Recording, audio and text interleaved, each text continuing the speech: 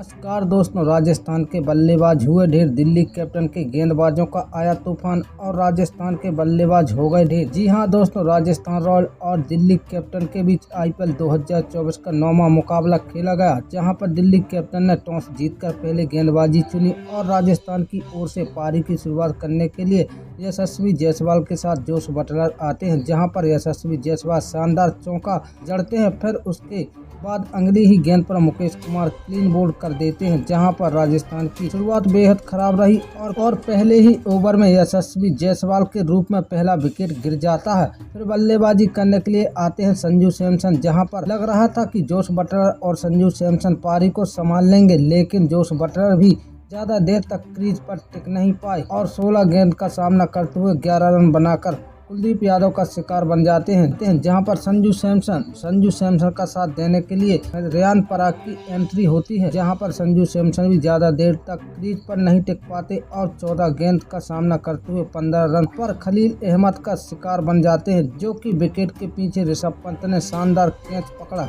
उनके आउट हो जाने के बाद मैदान पर बल्लेबाजी के लिए आते हैं आर अश्विन और रेयान पराग थोड़ा राजस्थान की पारी को संभालते हैं। सूझबूझ भरी बल्लेबाजी यह दोनों बल्लेबाज करते हैं और एक छोटी सी पार्टनरशिप बनाते हैं, लेकिन आर अश्विन तेज गति से रन बनाने के चक्कर में अपना विकेट गंवा बैठते हैं और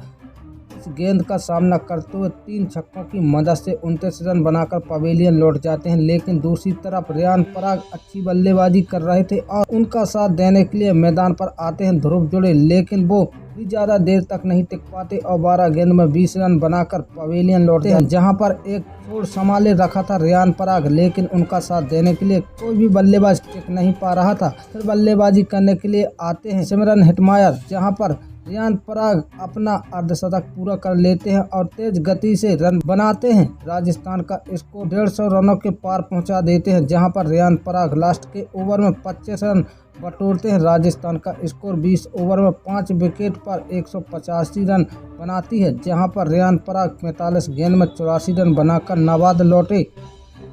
जहां पर दिल्ली कैपिटल की ओर से इस लक्ष्य का पीछा करने के लिए मैदान पर आते हैं डेविड वार्नर और मिचेल मार्श, जहां पर मिचेल मार्श आते ही ताबड़तोड़ बल्लेबाजी करना शुरू कर देते हैं, लेकिन तभी चौथे ओवर की समझ नहीं पाते और क्लीन बोल्ड हो जाते हैं और दिल्ली कैपिटल पर अपना पहला विकेट मिचेल मार्श के रूप में गंवा देती है। फिर डेविड वार्नर का साथ देने के लिए आते हैं रिकी बुई, लेकिन आते ही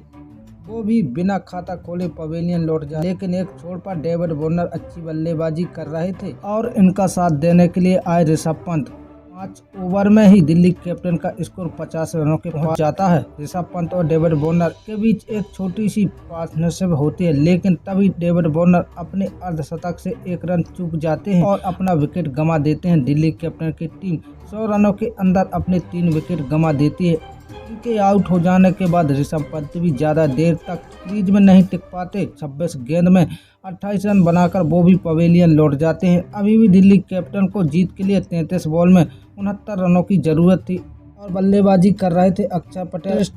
जहां पर अक्षर पटेल थोड़ी धीमी गति से बल्लेबाजी कर रहे थे, लेकिन दूसरे छोर पर ट्रिस्टन तेज गति से बल्लेबाजी कर रहे थे और दिल्ली जीत के करीब पहुंच चुकी थी और यहां से दिल्ली को जीत के लिए 12 गेंद में 32 रनों की जरूरत होती है।